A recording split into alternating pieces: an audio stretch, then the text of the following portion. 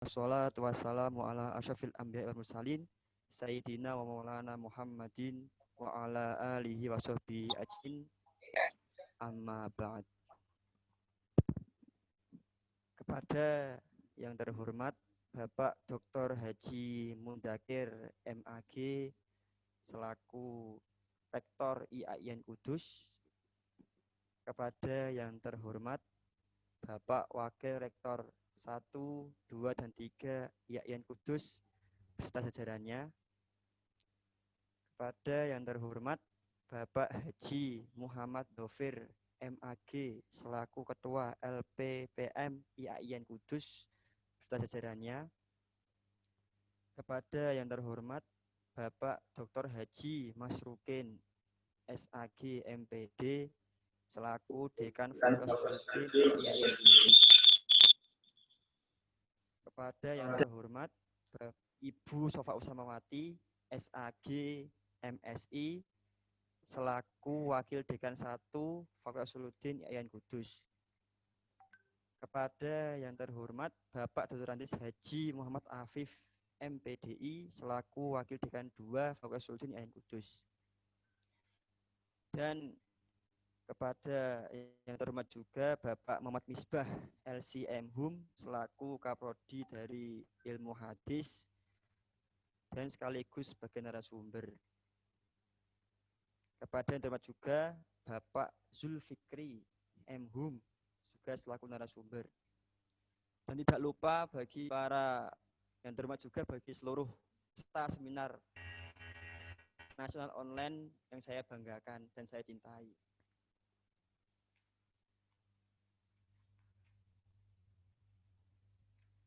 Pertama-tama marilah kita panjatkan puji syukur kehadirat Allah Subhanahu wa taala yang senantiasa melimpahkan rahmat, taufik, hidayah dan inayahnya sehingga pada acara pagi hari ini kita dapat mengikuti acara seminar online nasional dengan tema moderasi beragama dalam perspektif Al-Quran dan Hadis.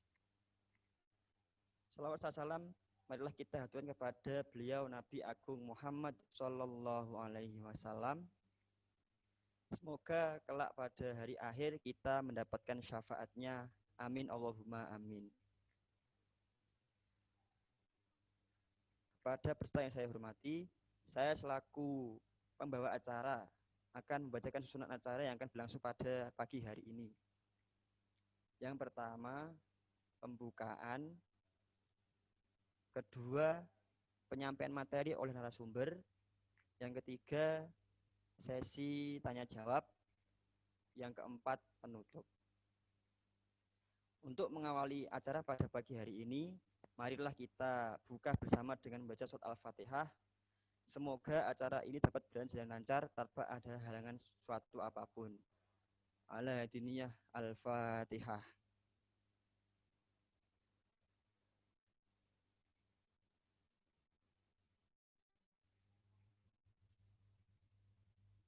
Terima kasih. Memasuki acara selanjutnya yaitu pemaparan dari pemateri. Namun sebelumnya saya akan sebelum masuk ke atau dari narasumber yang pertama, kita masuk dulu pada temanya yaitu tema moderasi beragama dalam perspektif Al-Quran dan Hadis. Ya, perlu kita ketahui bahwa moderasi beragama itu merupakan istilah baru di negara yang pertama kali dicetuskan oleh Bapak Lukman Hakim Saifuddin, mantan Menteri Agama Republik Indonesia.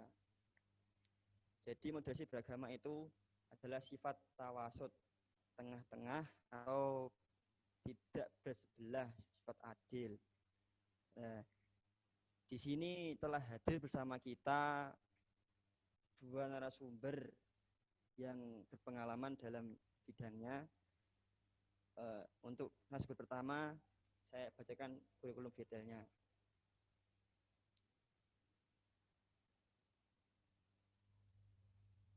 Yang pertama,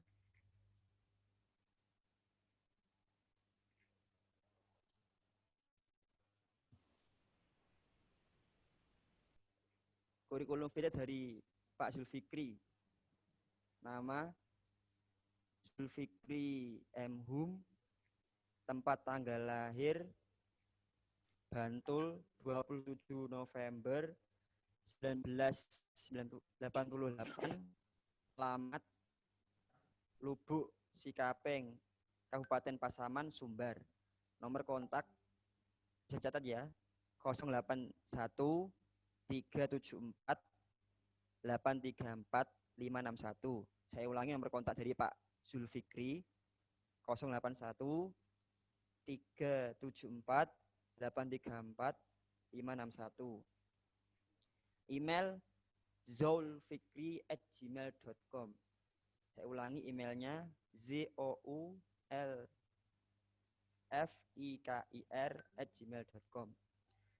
Buat pendidikan formal S1 UIN Sunan Kalijaga, tafsir hadis tahun 2010. S2 UIN Sunan Kalijaga, tafsir hadis tahun 2012. Pendidikan non formal Ma'had Mediu Yogyakarta tahun 2006 sampai 2008. Ma'had Imam Syafi'i Yogyakarta tahun 2006 sampai 2012. Pengalaman organisasi Ikatan Mahasiswa Minang Yogyakarta tahun 2008-2009. Lembaga Studi Quran Hadis UIN Jogja tahun 2007 sampai 2008. Ikatan Dai Kabupaten Pasaman 2017 sampai sekarang. Majelis Pemusyawaratan Anggota PPI Turki tahun 2015 sampai 2016. Dewan Penasihat PPI Bursa tahun 2015 sampai sekarang. Awan Suriah PCINU Turki tahun 2016 sampai 2018. Katib Am Syuriah PCINU tahun 2018 sampai 2020. Mustayar PCINU Turki tahun 2020 sampai sekarang. Prestasi Awarded Postgraduate UIN Sunan Kalijaga. Yang kedua, awarded GTB Doktoral Turki dan lain-lain. Pengalaman kerja STIT Diniyah Putri Padang Panjang, STAI Lubuk Sikaping, IAIN Batu Sangkar. Moto hidup, fokus, cepat, dan dapat.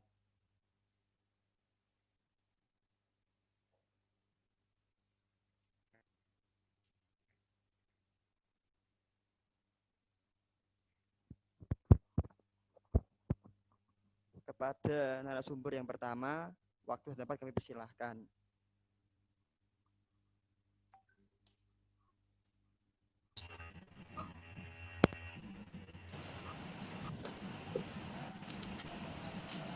Terima kasih. Bismillahirrahmanirrahim. Assalamualaikum warahmatullahi wabarakatuh. Suara saya kedengaran ya, maaf? Bisa kedengaran. Bisa, Pak. Bisa. Alhamdulillahirabbil alamin. Wassalatu wassalamu ala asyrofil anbiya'i wal mursalin wa ala alihi wa sahbihi rasulillahi ajma'in. Subhanaka la ilma lana illa ma 'allamtana innaka antal alimul hakim wa la haula wa la quwwata illa billahi al-'aliyyil azim. Amma ba'du. Yang kami hormati panitia pelaksana acara seminar online ini. Kemudian yang kedua, pembicara kedua, Ustadz Muhammad Misbah. Beliau juga merupakan salah seorang teman kami, teman saya ketika sempat menempuh studi di Jogja ketika itu. Terima kasih pada teman-teman. Ini maaf ya kalau suara saya mungkin agak serak dan sebagainya macamnya. Karena di waktu Turki masih jam 6, masih pagi, masih subuh malah, baru selesai sholat subuh. Jadi mungkin ada beberapa hal Mungkin ada ketergangguan dan lain sebagainya, kami mohon maaf dari awal. Saya screen dulu ya.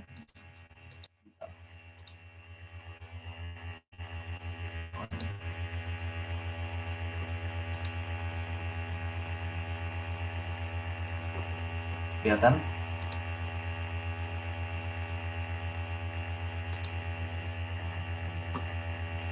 Ya, kelihatan. Langsung saja, tidak memperpanjang mukadimah. Kali ini tema yang sempat dibagi kepada kami, kepada saya pribadi, ialah mengenai moderasi beragama tentunya dalam perspektif Al-Quran.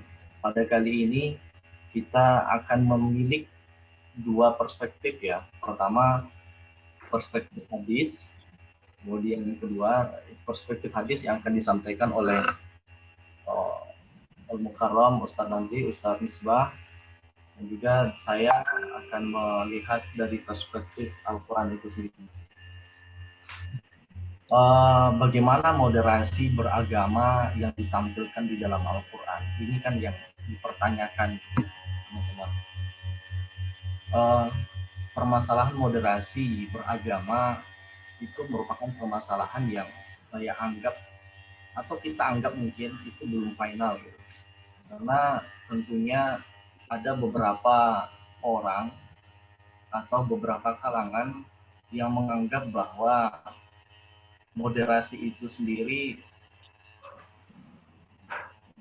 berbagai macam cara pandangnya gitu. Berbagai macam cara pandang. Kemudian hangat-hangatnya datang ke Indonesia itu beberapa tahun belakangan tentang moderasi Islam itu sendiri. Di dalam Islam atau dalam bahasa Arab sendiri kita kenal kata moderasi itu dengan istilah wasatiyah, al-wasit gitu kan. Secara umum kalau kita boleh melihat dari istilah KBBI ini, istilah moderasi ini ada dua makna. Yang pertama, moderasi itu selalu menghindarkan perilaku atau pengungkapan yang ekstrim. Itu makna pertama.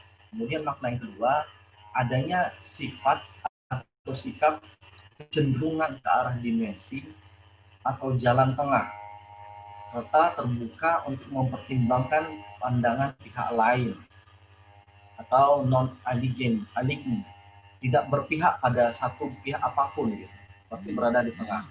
Maka disimpulkan, maka moderat berarti mengedepankan keseimbangan dalam hal keyakinan, moral, dan watak, baik ketika memperlakukan orang lain sebagai individu maupun ketika berhadapan dengan pihak-pihak yang lain atau sosial. Gitu. Nah, ini dari KBBI ya, definisi KBBI. Kita mencoba untuk mengorek, melihat grand base-nya, dasarnya tentang moderasi itu sendiri gitu. Namun tapi sebenarnya moderasi itu banyak pengertian yang lain gitu, tergantung dari perspektif yang melihat tentang moderasi itu sendiri. Nah, ini menurut KBBI seperti ini. Saya percepat saja ya. Kemudian sedangkan di dalam Al-Quran sendiri, istilah tadi sudah saya bilang bahwa moderasi itu bisa dipadu-padankan, yang terkenal itu dengan istilah al-wasatiyah itu sendiri. Dilacak di dalam Al-Quran, kata-kata moderasi itu terulang sebanyak 5 kali di 4 surat. Pertama di surat Al-Baqarah, kemudian di surat Al-Baqarah juga 143, dan juga itu juga saya lupa tadi, itu surat Al-Baqarah 234 ya satunya. Kemudian ada di surat Al-Qalam 28, Al-Adiyat ayat 5, Al-Maidah ayat 89. Nah, kita coba melihat satu persatu. Pertama di surat Al-Baqarah 143. Ayatnya itu kita sangat masyhur, sangat terkenal, yaitu Bismillahirrahmanirrahim. Wa kadzalika ja'alnakum ummatan wasata. Itu dijadikan umat yang pertengahan gitu ya, umat-umat yang pertengahan. Jadi di sini ada beberapa tafsir, ada rata-rata para ahli tafsir itu seperti contoh Al-Qurtubi dan Qobari itu menafsirkan wasata di situ itu ialah dengan posisi paling baik atau paling tinggi, paling baik atau paling tinggi. Sedangkan Abu Sa'id Al-Khudri itu menafsirkan kata-kata wasata itu dengan keadilan. Dan ayat Al-Baqarah 143 ini ayat yang masyhur, ayat yang terkenal untuk melihat moderasi itu sendiri atau al-wasatiyah itu sendiri. Sedangkan misalnya contoh lain misalnya seperti Muhammad Abduh sendiri lebih luas menafsirkan kata-kata wasata di dalam ayat ini. Beliau Muhammad Abduh sendiri menafsirkan kata-kata wasata di dalam atau ayat waj'alna ummatan wasata di dalam ayat ini ialah bukan hanya sekedar keadilan saja, keadilan dalam bersifat saja, bersikap saja, namun attitude perlu ditampilkan. Attitude juga perlu ditampilkan wasata dalam bidang dalam akhlak atau dalam hal-hal sosial yang berkaitan dengan sosial kemasyarakatan seperti itu. Bahkan kata Muhammad Abdul atau para mufasir lain mengartikan wasata di situ ialah paling baik, paling tengah, atau yang mungkin paling berkualitas. Ini seperti yang ditafsirkan oleh Ibnu Katsir, paling berkualitas. Kemudian yang kedua, ada juga makna wasat itu, pengertian wasat dari kacamata Al-Quran itu yaitu paling baik dan pertengahan, atau paling baik, paling tengah, atau pertengahan. Ini di surah Al-Baqarah ayat 238. Ayatnya Bismillahirrahmanirrahim. Hafizu ala salawati wa salatil wusta. Artinya jagalah salat-salatnya, salat-salat kalian, salat-salatnya. Salah satunya yaitu salat di pertengahan. Nah, seluruh rata-rata ya, mungkin 80% para ahli tafsir menafsirkan kata wusta di sini ialah salat asar gitu. Salat asar karena apa? Saya baca di beberapa tafsir itu, saya lupa dari tafsir mana ya. Kebanyakan rata-rata orang itu kadang merasa waktu-waktu asar itu merasa waktu-waktu yang sudah tidak produktif lagi untuk berpikir dan bekerja. Karena orang rata-rata beraktivitas itu biasa di waktu pagi ya. Waktu pagi sehingga pada waktu siang jam biologisnya menuntut dia untuk istirahat, makanya ada istilah break di waktu siang, jam istirahat di waktu sholat begitu kan. Kemudian pulang di waktu sore. Nah, di waktu sore itu mereka merasa lelah dan terkadang ketiduran dan lain sebagainya, maka diingatkan oleh Allah di dalam Al-Qur'an itu jangan sampai jangan sampai terlelap, jangan sampai terlupakan waktu yang paling penting itu gitu, yaitu waktu asar wusta ini. Sedangkan dalam sholat juga kan seperti itu, waktu asar adalah waktu sholat yang paling pertengahan antara subuh dengan zuhur, kemudian maghrib dengan isya. Nah ini ya, paling baik atau paling pertengahan, itu makna yang kedua. Kemudian makna yang ketiga itu paling ideal atau paling berwawasan. Ayatnya dalam surat Al-Qalam ayat 28. Bismillahirrahmanirrahim. Qala awsatuhum alam aqul lakum laula tusabbihun. Ini ayat artinya berkatalah seseorang yang paling baik pikirannya di antara mereka, bukankah aku telah mengatakan kepadamu hendaklah kamu bertasbih. Nah, di sini artinya awsatuhum ini ialah orang yang paling bijaksana ya, paling ideal gitu, paling berwawasan gitu. Tidak begitu berlebihan dalam berpikir dan juga tidak begitu ceroboh dalam berpikir juga seperti itu. Artinya dia bisa memberikan solusi yang terukur, memberikan tawaran-tawaran yang bisa difikirkan oleh orang lain. Nah, ini maknanya di situ kalau ausatuhum itu. di posisi yang paling tengah. Kemudian makna yang keempat yaitu pertengahan. Nah, ini diserap dalam surat Al-Adiyat. Fawasat nabihi jama'a. Artinya ini mengenai ini ya, kuda-kuda perang itu maju ke tengah gitu, ke tengah-tengah kumpulan gitu. Surat Al-Adiyat ini ayat 5. Artinya bagaimana ini kuda-kuda dalam ayat ini bukan berarti kuda ya, artinya ausat di sini paling tengah, ke tengah dia. Kuda itu pergi ke tengah ke medan perang. Begitu juga seseorang yang kalau ingin didengar oleh orang, maka dia harus memposisikan dirinya berada di tengah dan masuk dalam kumpulan itu sendiri. Kemudian yang terakhir itu tidak berlebihan. Pas. Ini di dalam surat Al-Maidah 89. Ini saya mencoba berkreasi sendiri ya. Dalam surat Al-Maidah ini ayatnya min awsati ma tut'imun ahlikum. Ini artinya maknanya ialah ini kan tentang ini kafarat ya, kalau nggak salah ini tentang kafarat, tentang memberi makan. Kafarat itu memberi makan memberi makan makanan yang itu tidak berlebihan, yang itu sesuai dengan kadarnya, yang sesuai dengan yang sesuai dengan porsi atau kebiasaan kita, tidak memberi kafarat kepada orang dengan porsi makanan yang itu berlebihan, tidak sesuai dengan kebiasaan kita, terlalu berlebihan, mungkin menunya berlebih atau kualitas makanannya yang paling mahal dan sebagainya, tidak.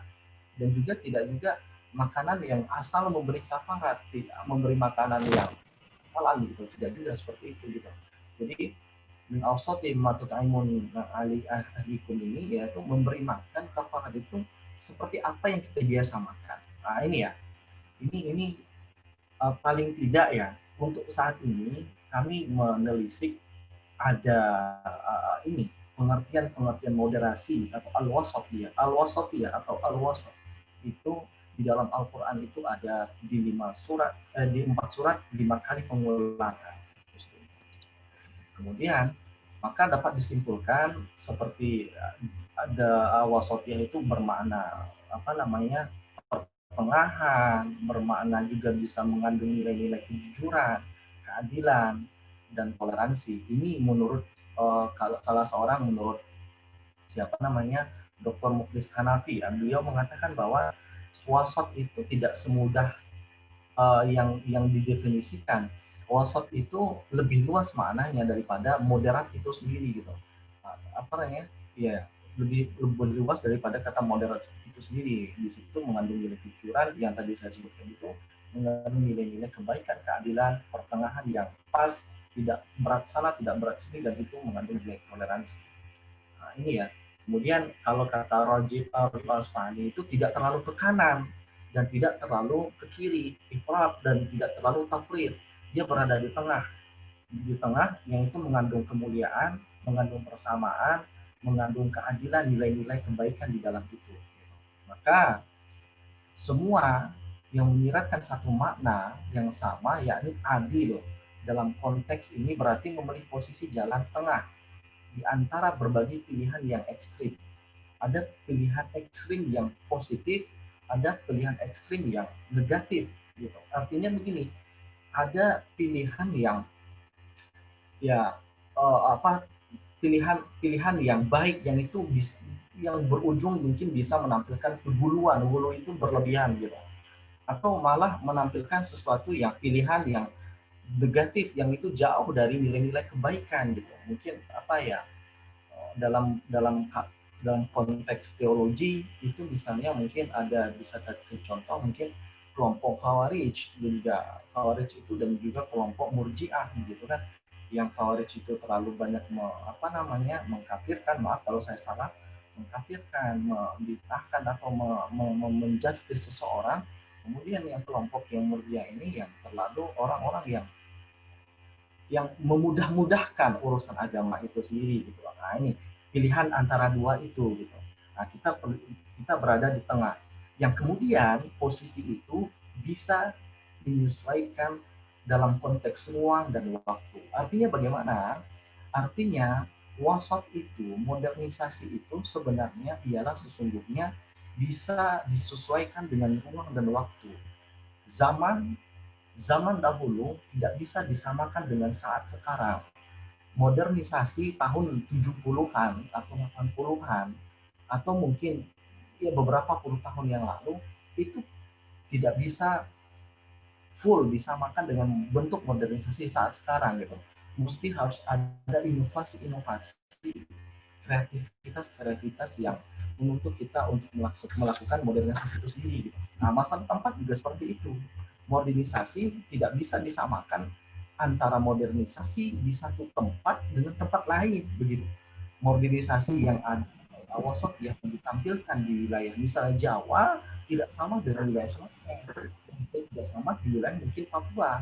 Bahkan lebih dari itu, modernisasi atau wasatiyah itu juga tidak bisa disamakan mungkin antara Indonesia dengan misal saya di Turki. Nah, di Turki ini tidak bisa, atau wilayah Saudi di sana. Ya, kita lihat contoh misalnya wilayah Saudi di sana beberapa tahun belakangan muncul ada isu-isu, bukan isu ya, wacana yang itu terrealisasikan bahwa perempuan diperbolehkan, ya ini sangat masyhur ya, sangat terkenal, perempuan diperbolehkan untuk mengendarai mobil begitu. Bahkan perempuan diperbolehkan untuk menonton sepak bola di stadion. Ada contoh lain, perempuan diperbolehkan untuk nonton bioskop gitu. Ini bentuk modernisasi versinya Saudi gitu. Tapi versinya Indonesia hal itu jauh. Bahkan awal-awal kolonialisme itu juga sudah ada perempuan-perempuan, bentuk-bentuk modernisasi yang sudah kita lakukan gitu. Nah, makanya saya nggak tahu ya, nanti Pak Misbah juga coba mengelaborasi lebih dalam lagi bagaimana pihak kampus Al-Jamiah Al-Azhar datang ke Indonesia untuk menyamakan persepsi mengenai Al-Wasatiyah ini gitu kan. Apakah yang beliau belajar ke Indonesia atau kita belajar ke sana. Intinya ialah kita saling menyamakan persepsi, menyatukan persepsi tentang makna konsep wasatiyah secara universal. Nah, gitu ya. Itu makna wasatiyah secara umum. Berada di tengah, tidak berat ke kanan, tidak berat ke kiri, bisa menyesuaikan dengan kondisi dan keadaan yang ada.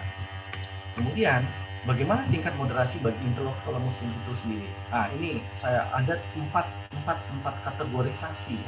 Pertama, wasatiyah dalam hal kepercayaan. Wasatiyah dalam hal kepercayaan. Di situ disebutkan wasatiyah dalam hal kepercayaan itu kita Islam, tentu sebelum Islam itu kan ada agama Yahudi dan Nasrani gitu. Ada permasalahan teologis yang itu lebih kepada politeistik. Kemudian politeistik ini bisa representatifnya ya orang-orang yang banyak Tuhan gitu, banyak Tuhan. Kemudian ada kelompok-kelompok yang ateistik gitu lah kan, kelompok-kelompok ateistik yang tidak mempercayai Tuhan apapun. Nah, kita Islam datang itu memperkenalkan ada monoteistik, artinya itu tengah. Artinya itu memperkenalkan Tuhan yang satu, tidak banyak dan juga tidak meniadakan tidak adanya Tuhan gitu. Nah, Islam datang menampilkan permasalahan kepercayaan yaitu Allah itu wahid, Allah itu ahad, qul huwallahu ahad, tidak di banyak dan juga tidak ditiadakan gitu kan, ya, tidak ada juga Tuhan itu. Di sini pertama yaitu permasalahan wasatiyah dalam permasalahan kepercayaan. Kemudian yang kedua, wasatiyah dalam permasalahan relasi.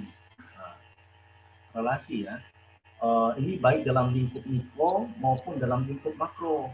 Nah, dalam lingkup mikro itu misalnya contohnya saya contohkan itu dalam surah Al-Baqarah 222 tentang relasi hubungan antara suami istri gitu.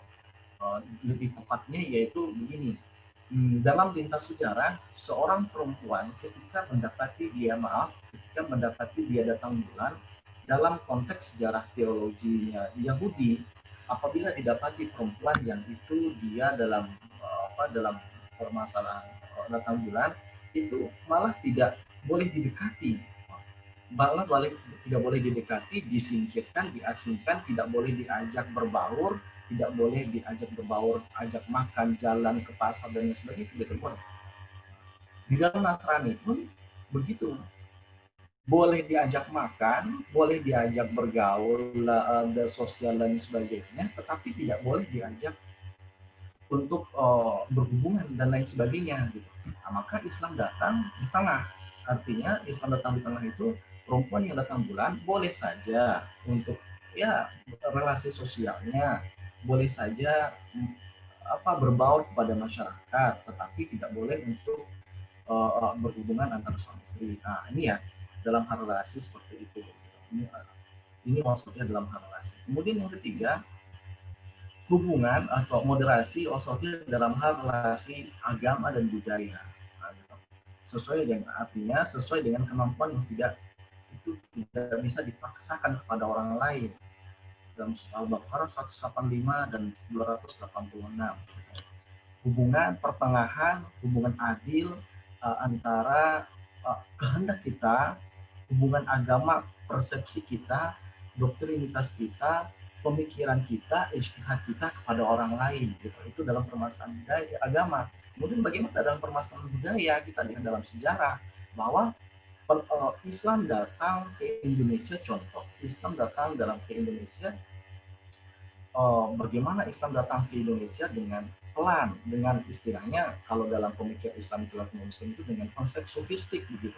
Artinya bagaimana? Artinya Islam datang ke Indonesia memperkenalkan ya istilahnya menurut Pak siapa namanya Profesor Mahfud Ward itu dengan istilah sinkretisme. Sinkretisme itu ialah pertemuan atau pergesekan antara nilai-nilai agama, nilai-nilai Islam khususnya dengan budaya-budaya setempat. Nah, maka muncullah istilah-istilah atau praktek-praktek keagamaan dan juga diliputi dengan praktek-praktek kebudayaan yang mungkin contohnya mauludan gitu loh, grebek dan selamatan dan lain sebagainya gitu. Tergantung daerah-daerah budaya itu sendiri gitu. Nah, di sini ada posisi tengah, tidak mengambil seluruh bentuk nilai-nilai budaya dan juga tidak meninggalkan dan juga tidak memaksakan kehendak dari agama berusaha untuk mengambil jalan tengah. Dalam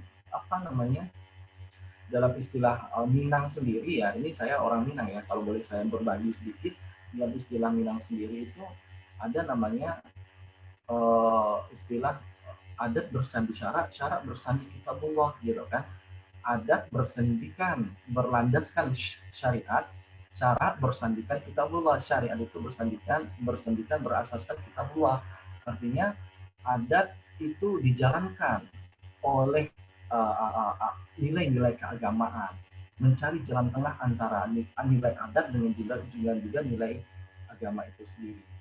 Kemudian yang keempat, tingkat moderasi bagi intelektual muslim itu ialah wasatiyah antara agama dan juga antara agama dengan agama sendiri. Artinya pengakuan eksistensi agama di luar kita, pengakuan eksistensi adanya penganut agama lain, kepercayaan lain di luar kita. Ini agama Abrahamiyah ya, belum juga nanti agama-agama yang itu agama-agama lokal.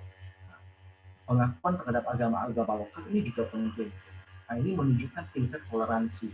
Soal Hujurat ayat 13. Ini juga contohnya mungkin dalam sejarah itu yang ditampilkan oleh Nabi itu yaitu dalam Piagam Madinah. Nah, ini juga penting, mengambil jalan tengah, bersikap adil, bersikap adil antara posisi kita dengan agama-agama lain, berusaha dan mau untuk terbuka, berdialog, mendudukkan doktrinitas agama kita dengan doktrinitas agama lain tanpa meninggalkan konsep doktrinitas agama kita, akidah kita, tauhid kita dengan dialog kita kepada agama lain. Mengambil jalan tengahnya, mau berdialog dengan baik, menemukan titik-titik temu bagaimana kita bisa hidup dengan damai, dengan harmonis di tengah heterogen kita di Indonesia gitu kan, banyak agama, banyak suku, ras dan lain sebagainya. Ini ya tingkat moderasi bagi intelektual muslim itu sendiri. Kemudian ini slide terakhir, saya percepat saja bagaimana prinsip beragama dalam mewujudkan moderasi itu sendiri. Pertama, yang perlu difikirkan itu ialah memahami realitas yang ada. Nah, ini fikih wakil. Ini yang kami sebut di awal tadi. Memahami realitas yang ada. Segala sesuatu harus diperhitungkan maslahah dan mudaratnya secara realistis, secara terbuka, sehingga jangan sampai keinginan melakukan maslahah itu mendatangkan mudarat. Memahami kondisi-kondisi yang ada, tidak memaksakan doktrinitas keagamaan kita kepada pihak lain, dan juga tidak mau dan juga tidak membiarkan pihak lain melaksanakan tindakan-tindakan ekstremis, memaksakan kehendak mereka kepada orang lain. Memahami kondisi-kondisi seperti itu yang pertama, yang poin yang paling penting. Kemudian poin yang kedua yaitu memahami fikih prioritas atau fikih al-aulawiyat, fikih itu fikih prioritas dalam mengimplementasikan hukum Islam. Seseorang yang moderat harus mengetahui ranah-ranah tingkatan prioritas dalam Islam. Hal ini bisa dilihat dengan dari kacamata maqasid atau maqasid syariah dan meletakkan sesuatu dengan kapasitasnya sesuai dengan profesional dan proporsional gitu. Dalam permasalahan tafsir sendiri, dalam permasalahan Al-Quran perlu menafsirkan. Ini saya boleh menyampaikan, menyambung lidah dari salah seorang dosen kita ketika belajar dulu di Jogja, yaitu Profesor Abdul Mustaqim. Ketika menafsirkan Al-Quran juga, kita juga butuh pendekatan inovasi dalam pendekatan menafsirkan Al-Quran, interpretasi Al-Quran, yaitu maqasid Al-Quran, maqasid tafsiriyah itu sendiri perlu diperhatikan. Dalam rangka apa? Dalam rangka membaca Al-Quran, memahami interpretasi Al-Quran itu dengan bijaksana dan bisa direalisasikan dalam kehidupan. Nah, itu poin kedua. Kemudian poin ketiga yang perlu diperhatikan dalam mewujudkan moderasi ini ialah memahami ketentuan-ketentuan Allah, sunatullah, maaf tulisannya ya, dalam penciptaan. Artinya apa? Ini maksudnya apa yang Allah ciptakan, ketentuan-ketentuan sunatullah itu tidak langsung plek, tidak langsung bulat langsung turun gitu. Ada tahapan-tahapan yang perlu dipikirkan dalam proses penciptaan Allah itu sendiri terhadap apa yang diciptakannya. Contoh dalam hukum Islam kan penahapan pengharaman khamar, zakat dan sebagainya itu kan bertahap ya, bertahap. Nah, ini perlu diperhatikan, tidak langsung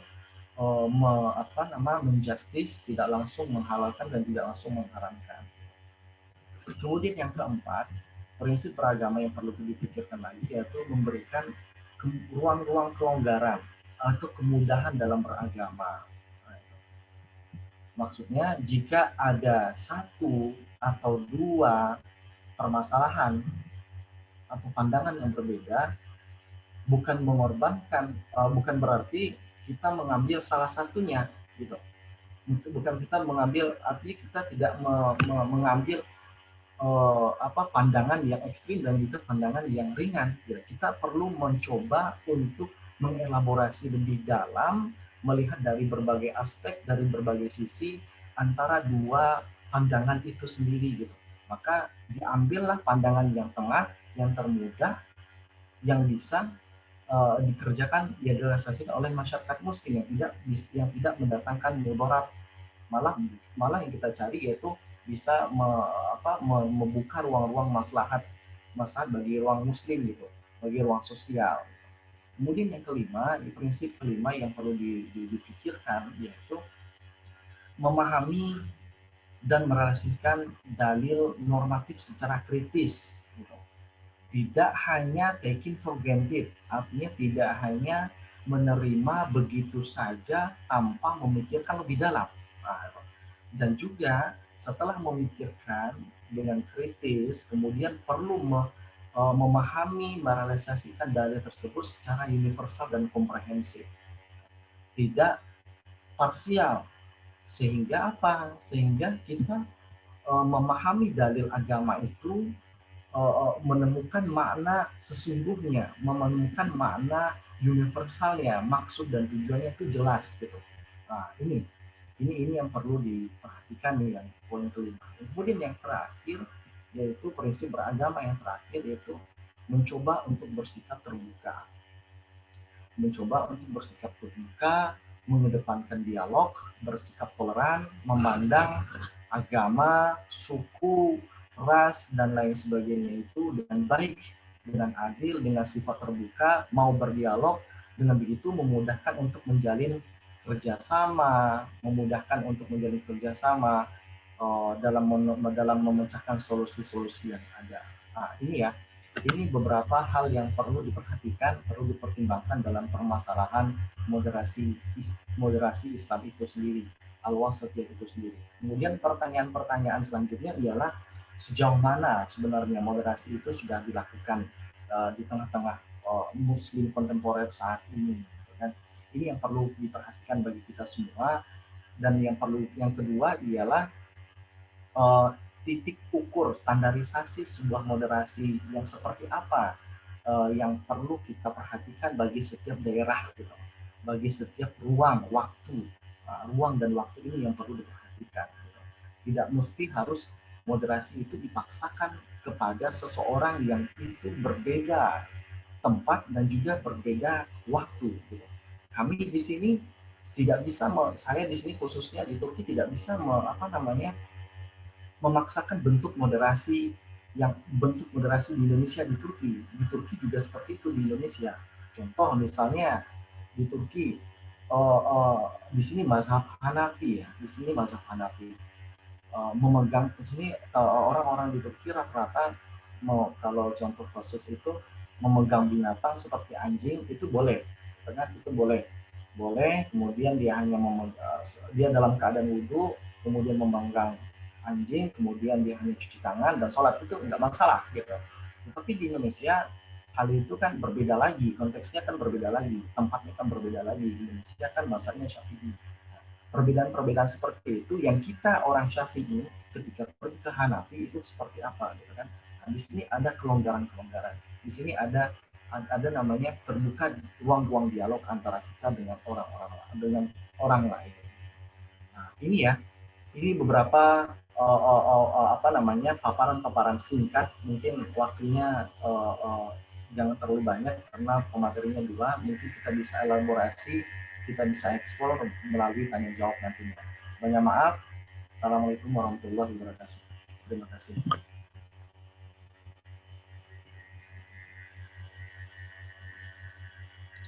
Terima kasih untuk narasumber yang pertama.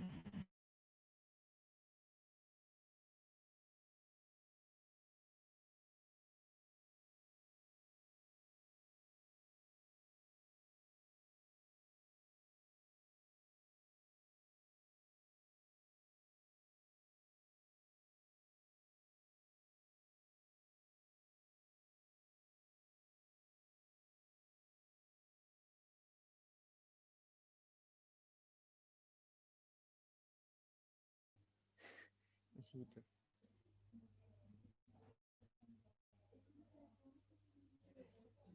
Pikir.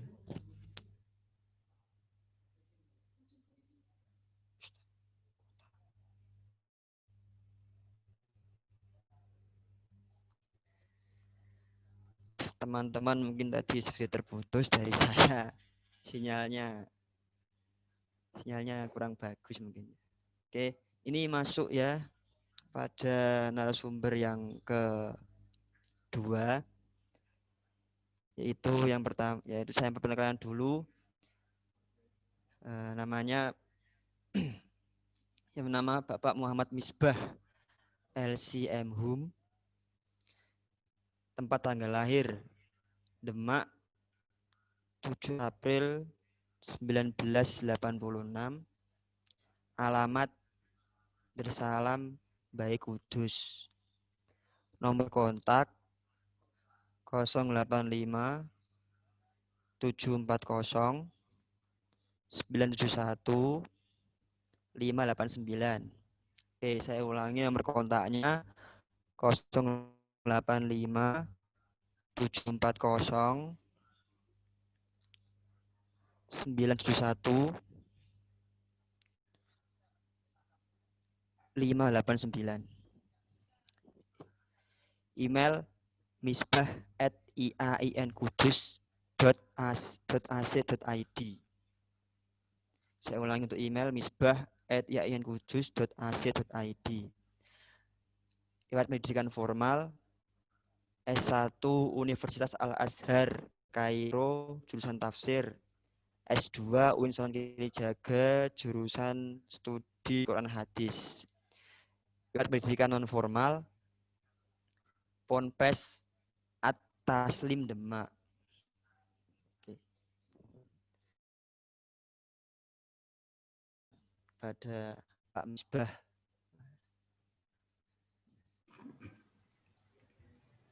Terima kasih. Assalamualaikum warahmatullahi wabarakatuh. Bismillah, alhamdulillah, wassalatu wassalamu ala rasulillah Muhammad ibn Abdillah wa ala alihi wa sahbihi wa mawalah wa la hawla wa la quwwata illa billah amma ba'd.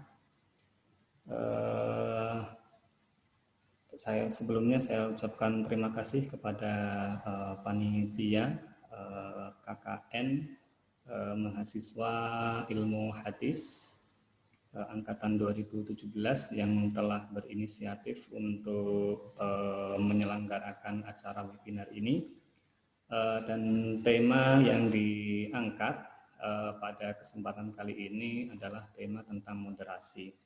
Dan saya juga mengucapkan terima kasih kepada rekan saya Ustadz Zulfikri yang di tengah kesibukannya menyelesaikan disertasinya. Dan insya Allah ini sebentar lagi ujian terbuka, mudah-mudahan diberi kelancaran untuk meraih gelar doktornya di universitas di Turki. Ya.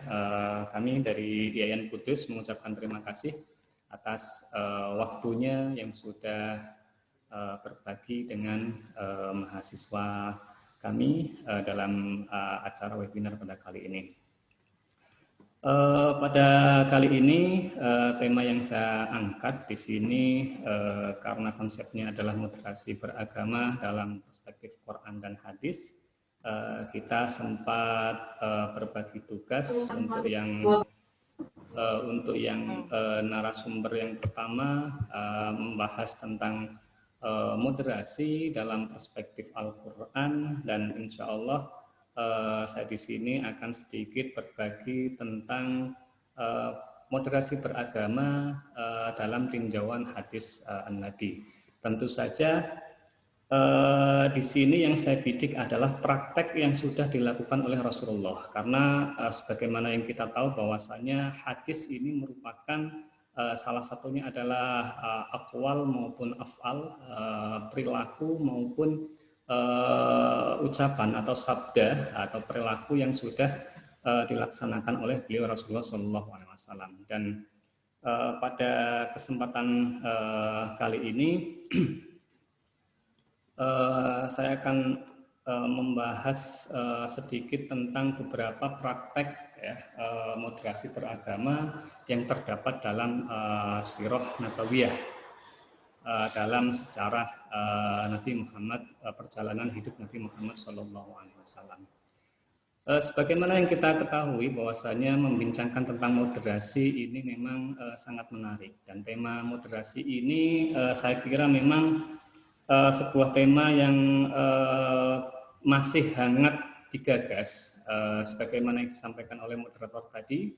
Moderasi di Indonesia ini memang santer-santernya digaungkan di Indonesia ini pada zamannya Menteri Agama sebelumnya, yaitu Dr. Lukmanul Hakim, dan ini memang sangat perlu sekali, karena memang banyak sekali tuduhan-tuduhan miring, khususnya yang kadang dialamatkan kepada agama Islam. Banyak tuduhan tentang intoleransi atau teroris, kemudian ekstremis, dan memang saat itu juga sedang santer-santernya kelompok radikal, munculnya kelompok ISIS, kemudian dan lain sebagainya. Ada beberapa kelompok ya yang mengatasnamakan Islam, tapi mereka memperlihatkan tindakan-tindakan yang sejatinya ini kalau kita lihat lagi dalam Sirah Nabawiyah ini sangat bertolak belakang. Atau juga ada kelompok-kelompok buatan yang tujuannya adalah untuk mengaburkan diri Islam. Ini seperti ada yang mengatakan ini adalah ISIS itu sendiri, ada yang mengatakan ISIS ini adalah buatan Amerika dan lain sebagainya. Makanya konsep moderasi ini khususnya di Indonesia ini sedang digalakkan, digaungkan, dan sampai sekarang ini juga masih diperbincangkan, bahkan menjadi tema pokok daripada Kementerian Agama Islam sendiri, salah satunya yang Arkan itu. Ada juga munculnya sikap ekstremis dan sebagainya. Ini juga muncul dari Islam itu sendiri karena salah dalam memahami teks keagamaan. Tadi sudah disebutkan oleh narasumber yang pertama, ya. Ketika mengambil dalil normatif, ya, ini tidak harus langsung diambil secara mentah-mentah, ya, tapi perlu juga dikaji lebih lanjut. Dan salah pemahaman terhadap teks keagamaan ini maka yang muncul adalah sebaliknya, ya, bukan sikap moderat, tapi sebaliknya ekstrim dan lain sebagainya. Maka perlu kiranya kita kembali menengok kepada praktek-praktek beragama yang sudah dijalankan oleh Rasulullah yang terangkum dalam kitab Sirah Nabawiyah. Nah, ini konsep moderasi tadi sudah disebutkan oleh narasumber yang pertama, sama intinya al-wasat baina atrafai syai', yaitu berada di titik tengah atau pertengahan, ya, tidak terlalu ke kanan atau tidak terlalu ke kiri, ya.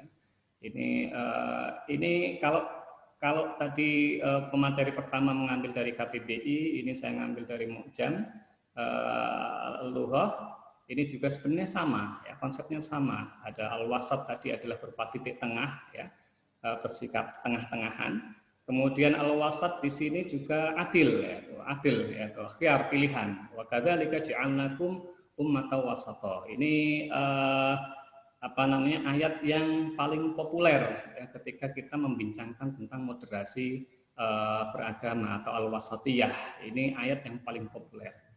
Dan ayat ini sebenarnya sangat menarik, ya, karena ayat ini itu berada dalam surat Al-Baqarah. Sebagaimana yang kita tahu, surat Al-Baqarah ini termasuk surat yang paling panjang, atwal surah fil Quran, surat yang terpanjang. Dan menariknya lagi, ayat ini di ayat ke-143 dari total surat Al-Baqarah ini jumlahnya 286. Jadi 143 ini adalah separohnya atau tengah-tengahnya ayat dalam surat Al-Baqarah. 286, 143 tengah-tengahnya ini adalah ayat ini. Wa kadzalika ja'alnakum ummatan wasata. Jadi ada yang mengatakan ini merupakan ijaz ijaz tartibi, ya, ijaz urutan dari ayat Al-Qur'an, bagaimana kalimat wasat, ya, perintah untuk berbuat moderat dan lain sebagainya tidak hanya dalam anjuran di sini, tapi letak dalam surat dalam Al-Qur'an ini juga berada di tengah-tengah. Ini ada yang mengatakan termasuk ijaz tartibinya ini. Kemudian dilanjut saja, ini tadi sudah disebutkan, ya, konsep wasatiyah dalam Al-Qur'an. Tadi disebutkan memang ada 5 ayat, ya, ada di surat Al-Baqarah tadi. Ini ada di 2 ayat surat Al-Baqarah tadi, kadzalika ja'alnakum ummatan wasata. Kemudian ada di surat Al-Adiyat, kemudian ada di surat Al-Maidah. Ini tadi sudah dijelaskan oleh narasumber pertama. Nah, ini di wasatiyah dalam sunnah Nabi, ya. Ini sebenarnya kalau dilacak memang agak susah ya untuk menemukan kata al-wasat. Biasanya al-wasat ini yang kita dengar, sering kita dengar itu ada ungkapan khairul umur awsaduha. Ini yang paling banyak. Akan tetapi konsep-konsep atau praktek-praktek moderat tadi ini sudah dipraktekkan oleh Rasulullah dalam berbagai bidang, baik dalam berakidah, dalam bersosial, dalam beribadah dan lain sebagainya. Ini nanti yang akan kita perlihatkan beberapa praktek yang sudah dijalankan oleh Rasulullah. Dan saya kira nanti kalau ditarik kesimpulan ada kesamaan ya dengan konsep prinsip beragama yang disampaikan oleh narasumber yang pertama. Nanti coba kita lihat satu persatu dari praktek yang ada dalam Sirah Nabawiyah itu sendiri. Ya.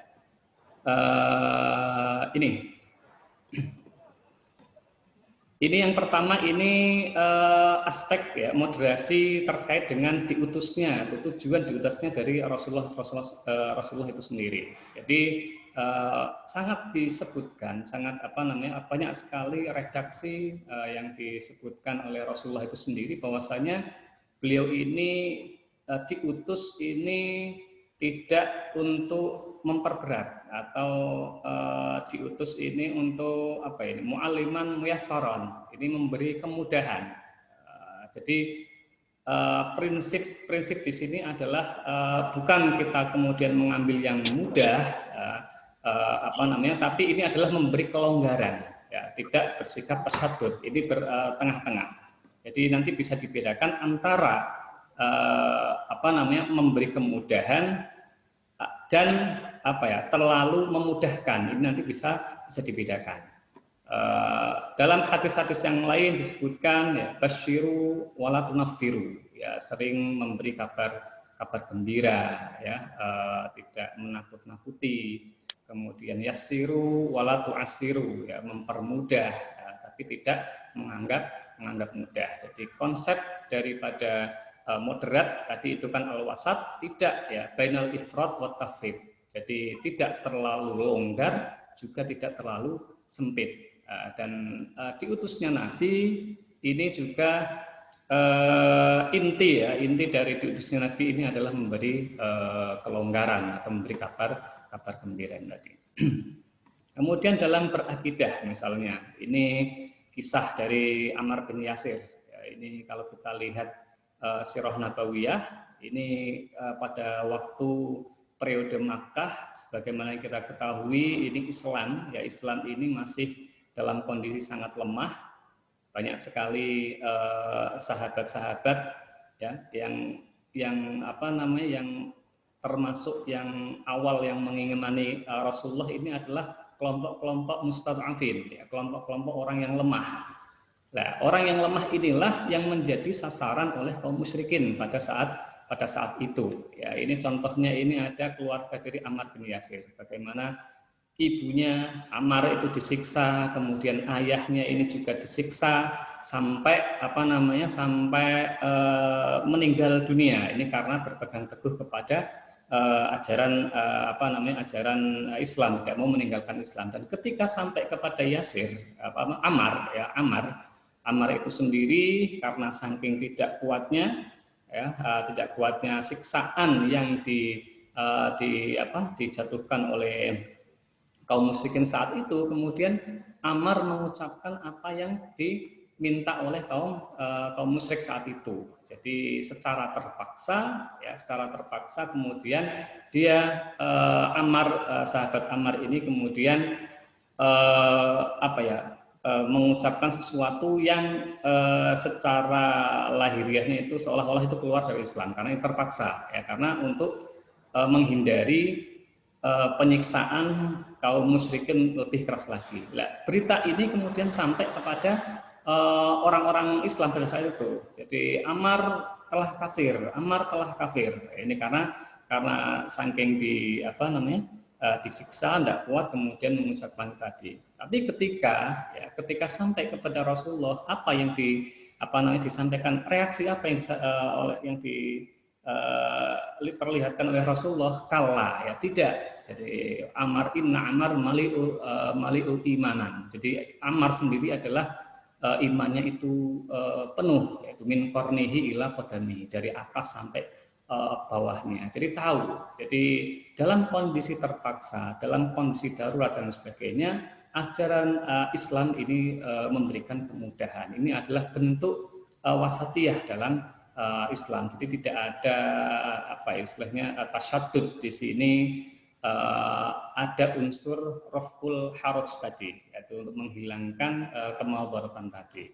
Ini yang dilakukan oleh Rasulullah. Jadi sangat bijaksana ya, menyikapi dari persoalan ini.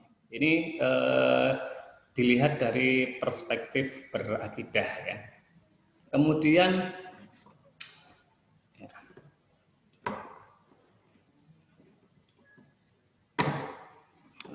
ini ada sedikit ya.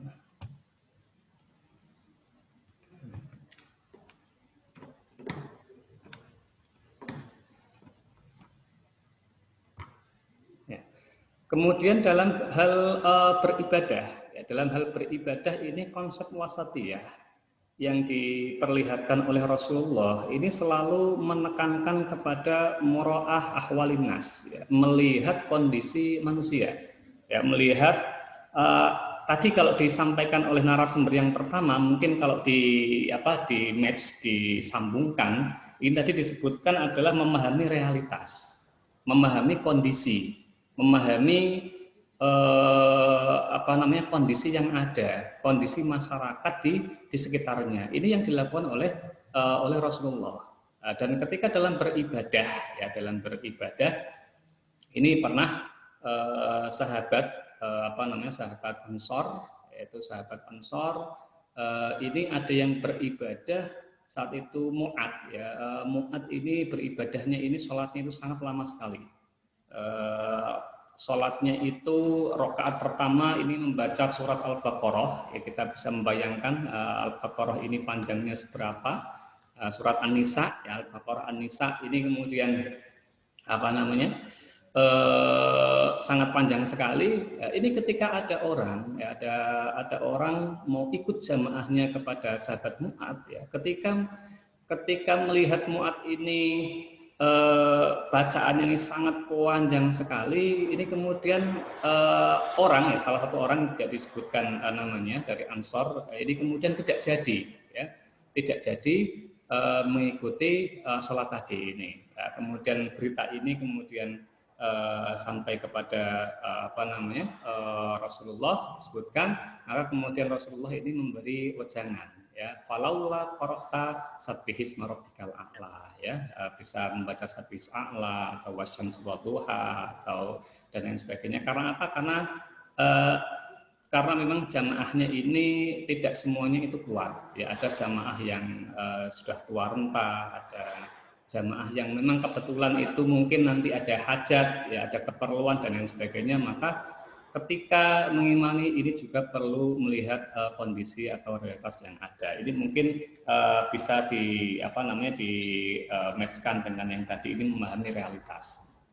Kemudian yang selanjutnya ya, ini larangan untuk tasyaddud, ya. Tasyaddud ini istilahnya terlalu kencang, ya, terlalu keras. Jadi ini dalam beribadah ini juga ada kelonggaran. Ini ada satu kisah, ini Rasulullah ini masuk ke masjid, di situ lihat tali, ya, talinya itu diikatkan di antara dua tiang tadi, kemudian ditanya, ini tali ini buat apa, ya. Kemudian jawab, tali ini miliknya Zainab, ya. Karena apa? Karena Zainab itu ketika sholat ini kalau nggak kuat berdiri, ya, ini biasanya kemudian pegangan tali, ya, karena mungkin saking kecapeannya atau kondisi tubuhnya dan sebagainya, ini saking nggak kuatnya, ini bikin mengikatkan tali untuk buat pegangan agar bisa berdiri. Tapi kemudian oleh Rasulullah ini diberi diberi solusi ya, haluhu ya, ini kalinya sih lepaskan saja ya. La yusalla ahadukum nasyatahu ya, kalau sholat itu harus semangat ya, harus semangat ya. Kalau masih mampu untuk berdiri ya berdiri, tapi kalau memungkinkan atau tidak memungkinkan untuk berdiri dalam keadaan yang sangat capek dan lain sebagainya, maka bisa sholat dengan duduk. Ini adalah praktek-praktek atau dalam praktek-praktek moderat dalam beribadah, tidak terlalu tasyadud ya, tidak terlalu tasyadud. Kemudian ada lagi ini ketika meluruskan orang ya, kesalahan orang. Ini juga yang disampaikan oleh Rasulullah ini juga sangat luar biasa. Ya, ini tidak ya, ini salah satunya ini dengan cara hikmah ya. Ada kisah yang masyhur. Ini ada seorang A'rabi, ada seorang Arab Badui ini yang kencing di masjid ya. Di masjid dulu itu kan jelas ya ada bangunannya dan lain sebagainya. Ini bisa jadi masjidnya itu memang tanah lapang, hanya dibatasi saja. Ini di situ ada seorang A'rabi Badui tiba-tiba itu kencing di situ. Nah, ketika sahabat mau mau memukulnya, mau mengherdiknya, kemudian ditahan oleh Rasulullah. Ya, jangan ya, biarkan saja ya, sampai Badui itu kemudian menyelesaikan kencingnya tadi ya. Jadi sikap yang ditunjukkan oleh Rasulullah ini adalah kemudian memanggil kemudian dinasehati. Ini karena tahu bahwasanya orang Badui ini adalah orang yang tidak mengerti apa-apa. Jadi sikap kita terhadap orang yang tahu dan yang orang yang tidak tahu ini juga harus dibedakan. Ketika meluruskan seseorang, ini sikap yang dilakukan Rasulullah ini adalah hikmah, ya, tidak langsung kemudian memukul atau memarahi dan sebagainya, tapi yang ditunjukkan oleh Rasulullah adalah hikmah tadi. Ini ketika meluruskan orang lain. Ya, kemudian ini adalah al-khiwar, ya, praktek khiwar. Ketika meluruskan orang lain yang dilakukan Rasulullah adalah mengajaknya dialog. Dan ini prinsip ini saya kira hampir sama dengan yang dicetuskan oleh narasumber yang pertama tadi. Ada ruang terbuka untuk dialog. Jadi sebelum memutuskan sesuatu, ini ada perlu ranah-ranah dialog yang dikedepankan. Nah, ini bagaimana dulu ada seorang pemuda ini datang menemui Rasulullah, ini minta izin untuk berzina. Ada orang pemuda ini sangat berani ya, berani menghadap Rasulullah, terang-terangan minta izin untuk berzina. Tapi saat itu sahabat ingin istilahnya langsung menarik dan menghatikan sebagainya, tapi ditahan oleh Rasulullah. Kemudian didekatkan kepada Rasulullah, diajak dialog. Jadi ditanya, "Atuhibbuhu li ummika?" Ya. Ya, ini dijawab, "Apakah kamu suka?" Ya, istilahnya ketika ada orang lain menzinai ibumu, berzina dengan ibumu. Ya, tentu jawabnya kemudian itu tidak, ya. Ya, tidak. Kemudian ditanya lagi, diajak dialog lagi. Apa kamu suka kalau ada orang lain itu berzina dengan putrimu? Ya, tentu tidak. Ketika dibuka dialog tadi itu, dibuka wawasannya tadi, kemudian baru sadar demikian pula ya, orang tua atau pasti tidak akan setuju putrinya diajak kamu berzina dan sebagainya. Setelah diajak dialog tadi, kemudian didoakan oleh Rasulullah SAW. Ini beberapa praktek-praktek yang bisa kita jumpai, moderasi yang terdapat dalam Sirah Nabawiyah. Dan memang secara eksplisit ya, anjuran tentang wasatiyah ini kadang memang jarang menggunakan kata al-wasat, tapi secara prakteknya banyak sekali praktek-praktek yang itu memang menunjukkan konsep wasatiyah tadi. Dan saya kira ini tadi ada korelasinya, ada hubungannya dengan prinsip beragama Yang terakhir tadi 5 prinsip beragama yang disampaikan oleh narasumber yang pertama. Ini saja yang bisa saya sampaikan sedikit tentang gambaran praktek sikap moderat yang bisa kita ambil, bisa kita petik dari kitab atau perjalanan sirah Nabi Muhammad SAW. Sebagaimana yang kita tahu bahwasanya sirah ini adalah uswah, yaitu teladan untuk kita. Laqad kana lakum fi Rasulillahi uswatun hasanah. Ketika meniru praktek Rasulullah, maka yang akan kita cari adalah kitab-kitab yang menunjukkan sejarah beliau, salah satunya adalah sirah. Ini saja yang bisa saya sampaikan. Wallaahu minkum. Assalamualaikum warahmatullahi wabarakatuh.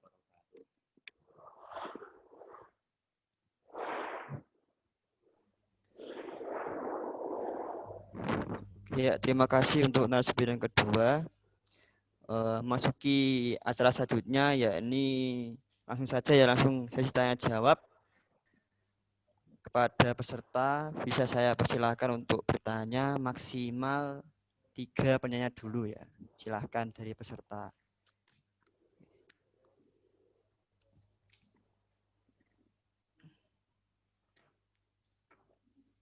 Bisa live di Zoom-nya atau di live chat Zoom juga tidak apa-apa. Saya persilahkan. Oke, para teman-teman bisa mendengar saya kan? Di sini kita santai saja ya, tidak usah semis belajar, sama-sama belajar pada intinya.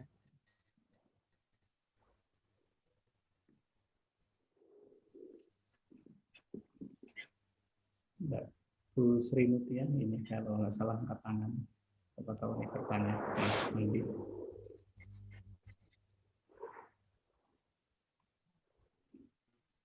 Ya. Mbak.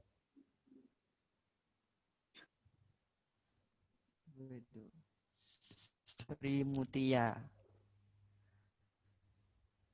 Saya tangan dan mau bertanya mungkin.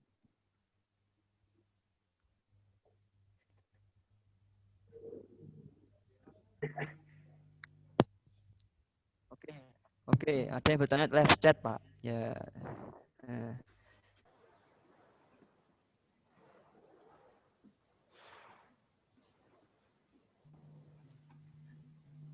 Oke, untuk Pak Misbah.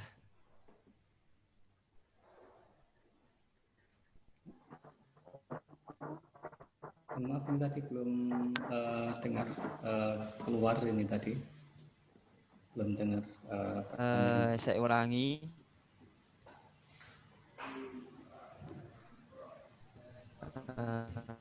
Dari Bapak Harmasto HK dari Sukabumi, bahwa kendala umat Islam Indonesia saat ini lebih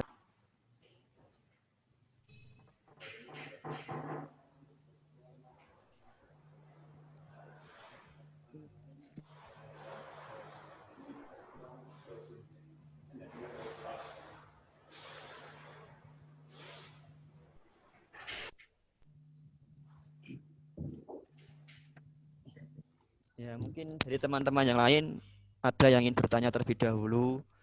Ini saya tampung dulu ya, Pak.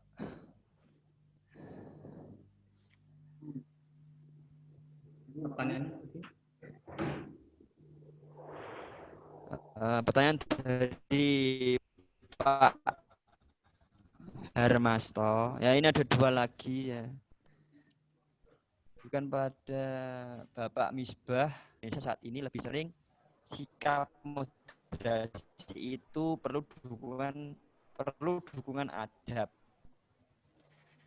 Nah, bagaimana cara membenahi itu untuk Pak Misbah? Oke, yang kedua dari Mbak Nazla Ululi kepada siapa ini tujuannya kepada? Pada Pak Misbah juga. Saya ingin bertanya pada Pak Misbah, apakah konsep moderasi beragama memiliki Islam? Oke.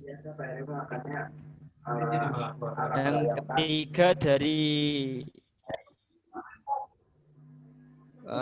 Muhammad Rianto.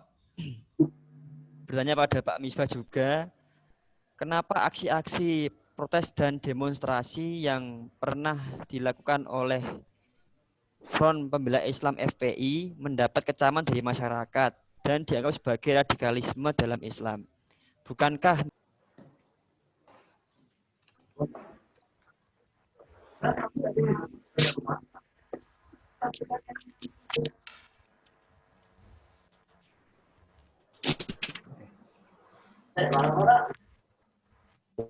Sebentar.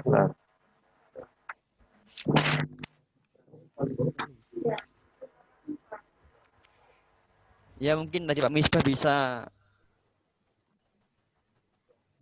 langsung menjawab. Terima kasih atas berbagai pertanyaannya yang ditujukan ke saya.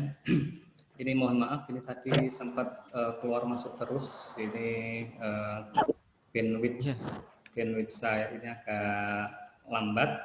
Ini tadi saya sempat membaca live chat, ini sudah hilang lagi ini. Yang saya tangkap tadi ini adalah terkait dengan Front Pembela Islam, ya. Bagaimana Front Pembela Islam itu yang memang kalau kita lihat, ya, intinya itu kan biasanya ingin menegakkan ajaran-ajaran Islam dan lain sebagainya, tapi malah mendapat kecaman dari berbagai lapisan dari masyarakat. Kalau kita lihat tadi, lihat dari Sirah Nabawiyah tadi, ini saya kira ketika ada masyarakat yang kemudian menilai atau istilahnya menilai image FPI ini buruk, ya. Mohon maaf ketika ada masyarakat yang seperti itu. Ini saya kira karena metode yang dilakukan ini mungkin agak dalam artian ini secara ketika dilihat ini memang agak terlalu keras, ya, dalam artian ya, ini hampir sama, ya, seperti tadi kisah dari seorang pemuda yang yang meminta izin berzina, ya, terang-terangan ingin meminta izin berzina kepada Rasulullah, tapi sikap yang ditunjukkan oleh Rasulullah ini sangat berbeda sekali, ya, sangat berbeda sekali. Ketika masih bisa dilakukan dengan dialog, ya, ketika ini kan sama halnya tadi istilahnya sikap dalam meluruskan orang lain.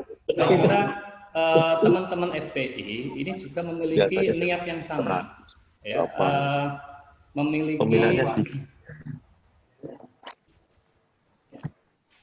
memiliki niat yang sama dalam artian untuk meluruskan kesalahan orang lain, karena di mata FPI ada beberapa tindakan-tindakan ini yang tidak sesuai dengan ajaran agama Islam, ya.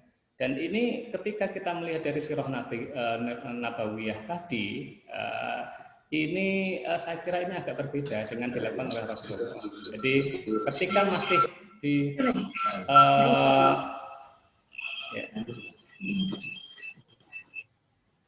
ini ketika masih bisa dimungkinkan untuk berdialog, ini adalah lebih baik dilakukan untuk berdialog. Jadi hikmah yang pertama kali yang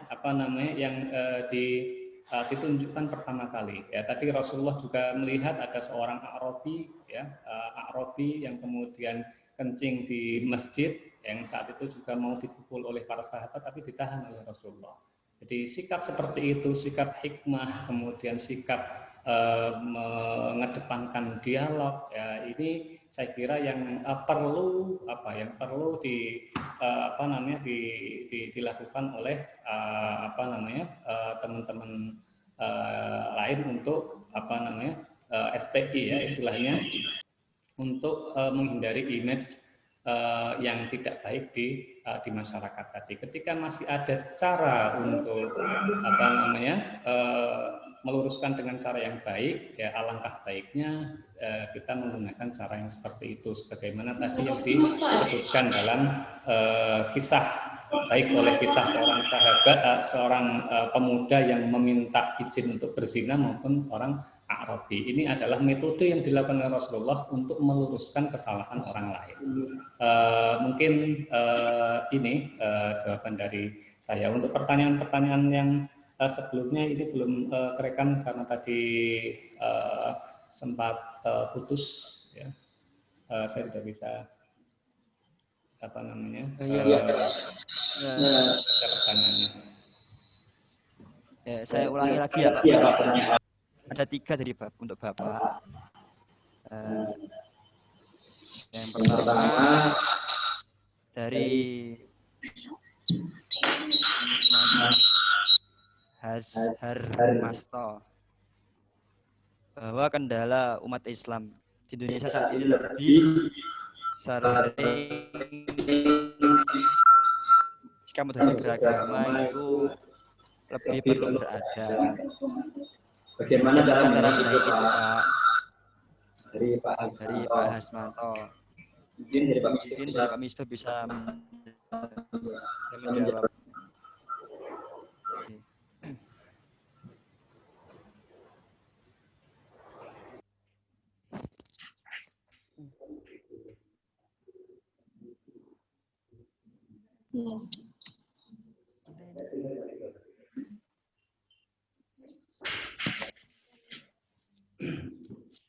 Sebentar.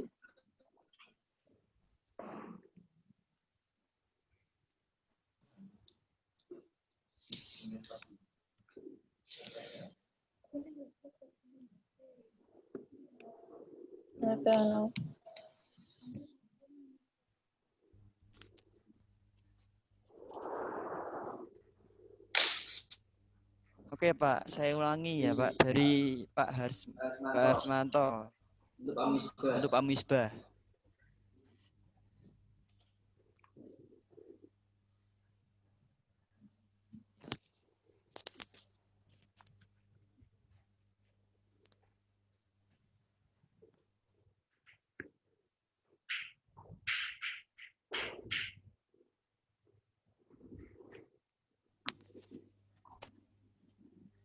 Pak Misbah bisa dengar? Ya, tidak dengar tadi. Ya, ini saya ulangi satu kali pertanyaannya Pak ya. Ya. Dari Pak Harmasto, dengar Pak? Ya, dengar. Pak Harmasto dari Sukabumi, bahwa kendala umat Islam di Indonesia saat ini lebih sering sikap moderasi beragama. Moderasi itu sendiri perlu dukungan adab. Bagaimana membenahi itu? Untuk Pak Misbah mungkin bisa langsung menjawabnya.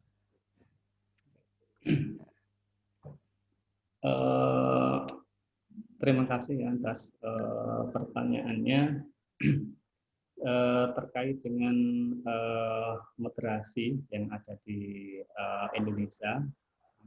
Ini memang tadi yang disebutkan, ini memang baru tren-trennya digaungkan oleh Kemenak yang tahun kemarin dan sampai sekarang ini masih berlanjut. Dan saya memang sepakat dengan Bapak Armasto tadi terkait dengan adab. Ya. Ini memang sangat perlu, ya, sangat perlu sekali. Bagaimana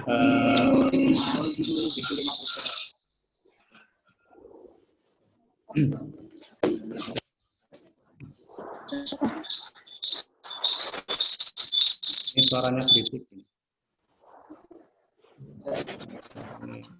Berisik. Jadi,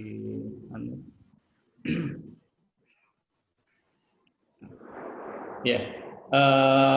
Kalau dalam dunia pesantren itu kita sering mendengar istilah al-adab, ya, al-adab qabla ilmi. Jadi memang yang sering digaung-gaungkan ini adalah, ya, ini bisa di mute ini Siti Elvariani. Ya. Dalam dunia pesantren ini kita sering mendengar istilah al-adadu qoblal amal, ya, al-adab, ya. Jadi memang adab dulu yang ditekankan, adab dulu yang diajarkan oleh karena itu Rasulullah itu ketika diutus untuk mengajarkan agama Islam ini sendiri adalah membenahi moral atau membenahi adab. Dan saya kira ini memang penting. Tadi ketika kita kaitkan dengan satu kelompok yang ingin meluruskan orang lain dengan niatan yang sangat niatnya itu juga niatnya sangat bagus, ya. Niatnya ini juga niatnya sangat tapi cara yang dilakukan ini memang tidak sesuai, atau cara yang lakukan ini tidak memenuhi kriteria adab tadi. Oleh karena itu image yang terjadi, image yang dilihat oleh masyarakat malah sebaliknya, bukan niatan baik dari orang tersebut, tapi malah kebalikannya memberikan niat buruk. Saya kira memang perlu ditekankan lagi tentang adab-adab tadi. Saya sepakat tadi dengan Pak Harmasto tadi, ya, memang kendalanya adalah di adab. Makanya dalam dunia pesantren ini sering ya kita mendengar istilah adab, ya, al-adab qoblal amal, yaitu belajar tentang ketawaduan, adab dan sebagainya sebelum melakukan tindakan amal itu sendiri. Mungkin itu Mas Andi. Ya, ada satu lagi Pak dari Mbak Najla Ululi pada Pak Misbah. Apakah konsep moderasi beragama memiliki sisi negatif seperti melemahkan hukum-hukum Islam? Mungkin dari Bapak bisa langsung menjawab. Ya, ini istilahnya kita bukan mempertentangkan antara konsep moderasi dengan hukum-hukum yang ada. Ya, saya kira dua-duanya ada ranahnya masing-masing. Ya, kalau dari konsep moderasi sendiri, ya, ini memang saya kira secara umumnya ini tidak ada sisi kelemahan, ya. Jadi saya kira dari sisi kelemahannya tadi ini adalah pemahaman, saya kira. Tapi kan memang konsep moderasi antar orang tadi itu kan kadang melihatnya itu kan berbeda-beda. Tapi sejauh itu memang di satu sisi itu kita lihat, ya, umpamanya tadi sikap lentur, ya, sikap lentur kemudian dibenturkan dengan hukum, ini saya kira tidak tepat, karena moderasi yang diajarkan oleh Rasulullah ini sendiri adalah terkait dengan moro'ah ahwalin nas tadi, yang yang sesuai dengan hadis yang pertama tadi ini, selalu melihat kondisi seseorang tadi. Dan ketika hukum ditentangkan dengan hukum, ketika ada orang yang bersalah dan sebagainya, saya kira hukum tidak serta-merta kemudian saklek memutuskan satu perkara. Ya, dilihat dulu kondisinya seperti apa. Ketika menjatuhkan hukum antara orang yang pelaku yang dia itu sifatnya kooperatif dengan yang tidak kooperatif, ini juga perlakuannya juga akan berbeda. Dari moderat yang disampaikan oleh Kanjeng Nabi ini juga demikian. Dalam artian salah satu contohnya adalah ketika ada sahabat yang mengatakan ayul amali afdol, ya. Wahai Rasulullah, amal apakah yang lebih utama? Ya, Rasulullah selalu melihat sisi kondisi orang tersebut. Kalau orang tersebut itu dia itu agak tidak mau berbakti dengan orang tua, maka yang dijawab oleh Rasulullah adalah birrul walidain. Ya, kemudian ada lagi as-sholatu fi awwali waqtiha dan sebagainya. Ini adalah untuk moro'ah ahwalin nas. Saya kira dalam kondisi penegakan hukum ini juga juga sama. Ya, dalam artian saya kira tidak ada kontradiksi antara moderat yang dibawa oleh yang ditampilkan oleh Islam melalui Sirah Nabawiyah ini yang tujuannya itu adalah untuk melemahkan hukum. Ya, saya kira tidak bertentangan ya, karena moderat di sini adalah sifatnya itu elastis ya, bisa di dilihat itu tadi sesuai dengan kondisi masyarakat tadi. Makanya prinsip ya beragama tadi yang saya masih ingat betul ini yang disampaikan oleh Mas Fikri ini adalah memahami realitas waqi'iyahnya itu seperti apa. Saya kira tidak akan bertentangan dengan hukum yang ada. Mungkin begitu.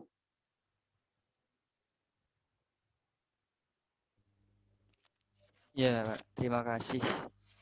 Ada yang bertanya lagi untuk Pak Zulfikri juga dari Mas Bapak Harmasto. Untuk Pak Zulfikri bisa dengar? Ya, bisa. Oke. Untuk Pak Zulfikri dari Bapak Harmasto bertanya, bagaimana maka moderasi umat Islam di Indonesia? Selamat beberapa kejadian ring turan antar organisasi Islam sendiri.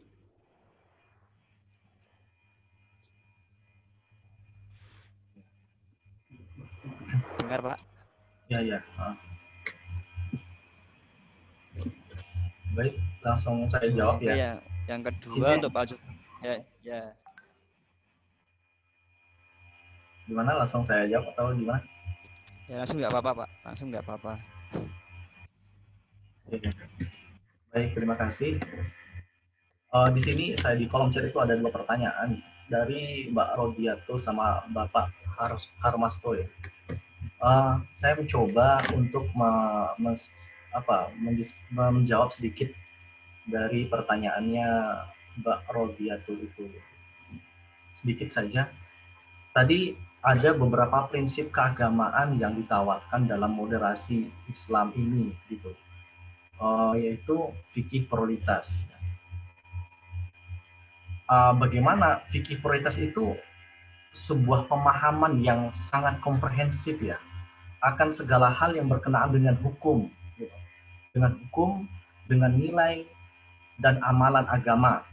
Kemudian bisa menempatkan semua itu hukum, nilai-nilai tersebut, amalan agama itu pada tempat yang baik, pada tempat yang adil, pada tempat yang fair, dengan mendahulukan yang lebih penting, ahamun, daripada yang penting, muhim gitu.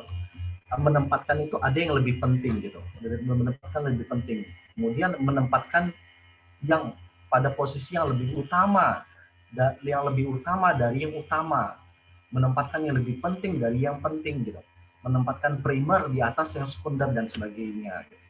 Maka menempatkan segala aturan hukum, nilai, amalan agama itu pada skala prioritasnya dengan adil, dengan baik, dengan fair.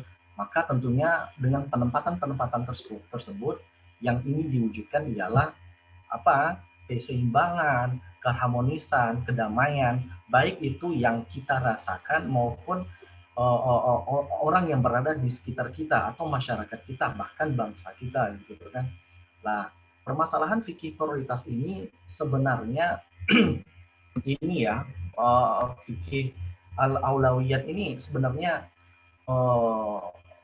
muncul itu pada tahun 90-an mungkin ya, kurang lebih seperti itu. Dan paling banyak itu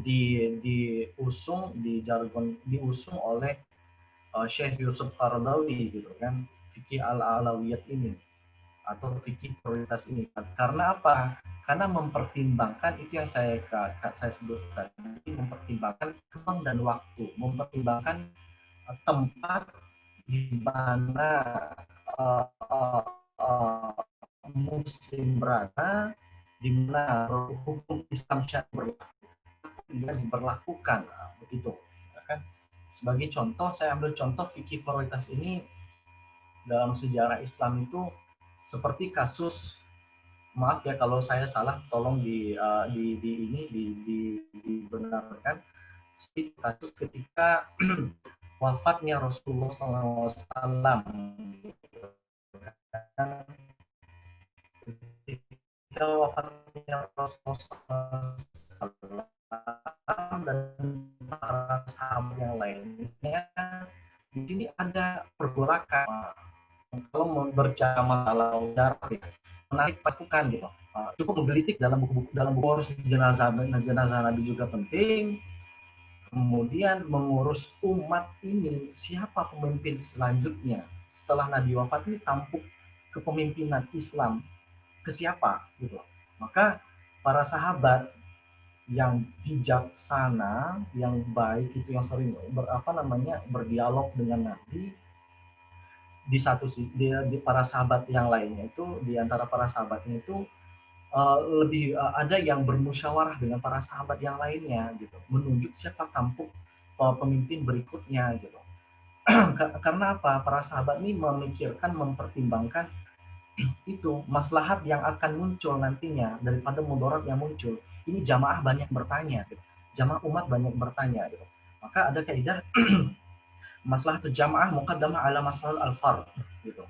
Permasalahan sosial itu lebih diprioritaskan ya, skala prioritasnya itu lebih diutamakan gitu daripada permasalahan individual gitu.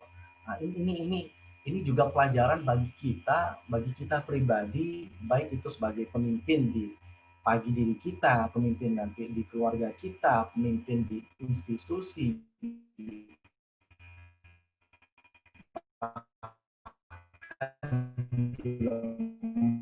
lembaga atau di bangsa, yang perlu dipermasalahkan skala prioritas masyarakat sosial itu perlu dipertimbangkan kembali daripada permasalahan individual. Nah, kegunaannya seperti apa fikih prioritas ini? Nah, kegunaannya tentunya amalan-amalan, nilai hukum-hukum syariat tersebut bisa diputuskan dengan baik untuk menghindarkan yang namanya tindakan-tindakan ekstremisme, untuk menghindarkan yang namanya keputusan-keputusan yang gegabah,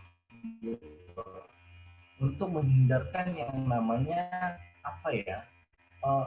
ketidakadilan atau marginalisasi, ketidakadilan yang ada gitu.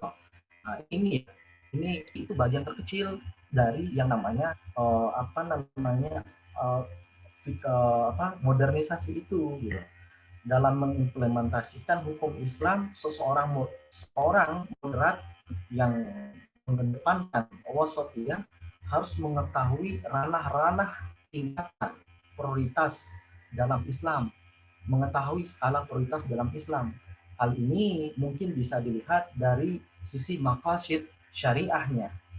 Ada meletakkan sesuatu pada peringkatnya atau prioritasnya gitu.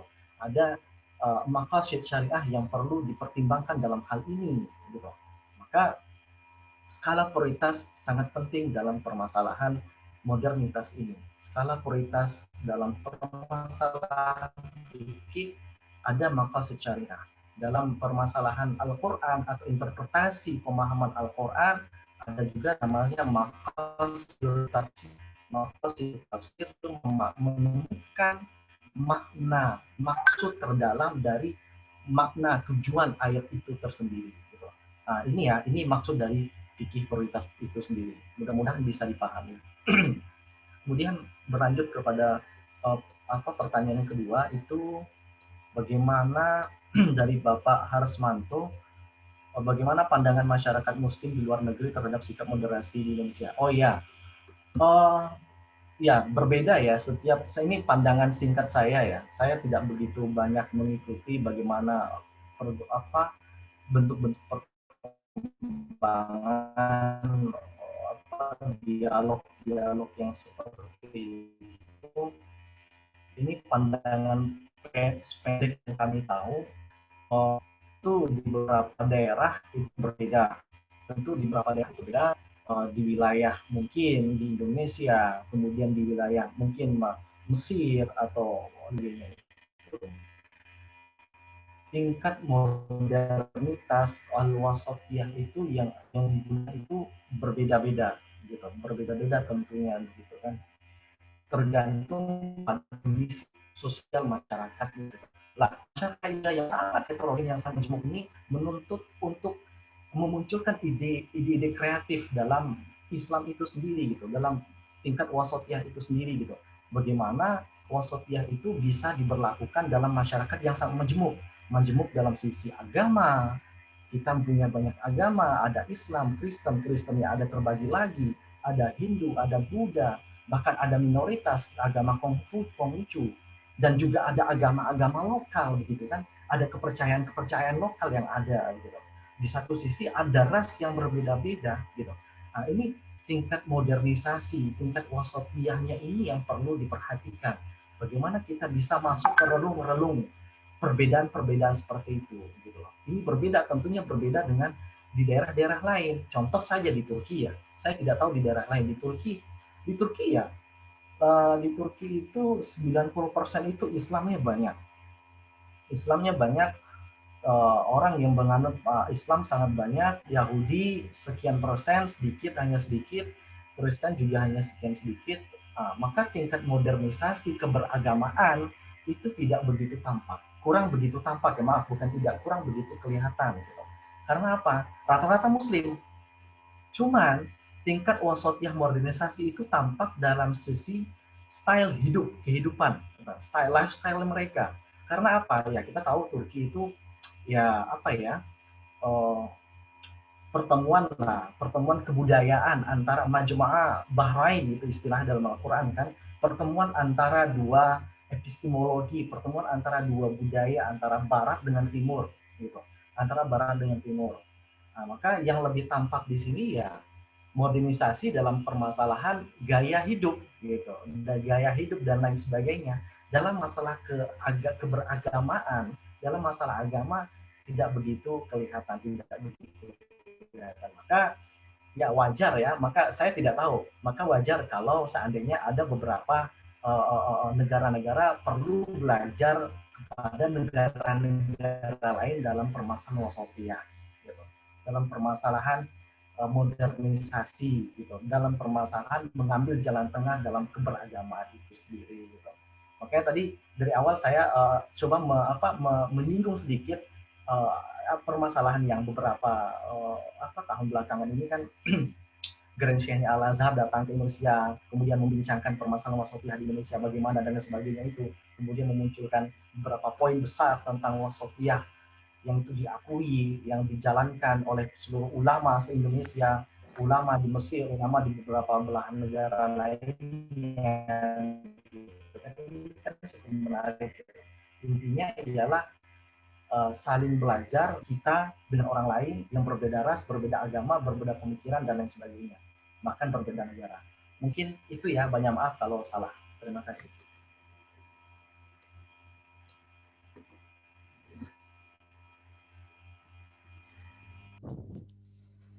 Ya, terima kasih untuk penjelasannya, Pak. Uh, uh, jadi dari hasil seminar ini bisa saya simpulkan bahwa moderasi beragama itu sangatlah penting, baik di dalam negeri kita sendiri maupun di luar negeri, khususnya untuk negara kita sendiri ya, bahwa moderasi beragama itu menjadi jati diri lah untuk negara kita, khususnya Indonesia ini. Dan juga saya mendapat beberapa ilmu dari Pak Zulfikri sama Pak Misbah tentang berbagai titik poin yang bisa digunakan atau istilahnya diamalkan dalam era moderasi beragama ini.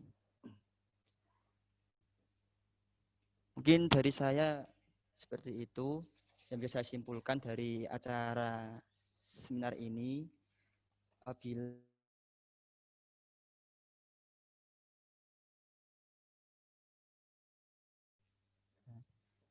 sebelum kita tutup acara ini, saya meminta maaf sebagai moderator maupun pembawa acara apabila banyak kesalahan yang disengaja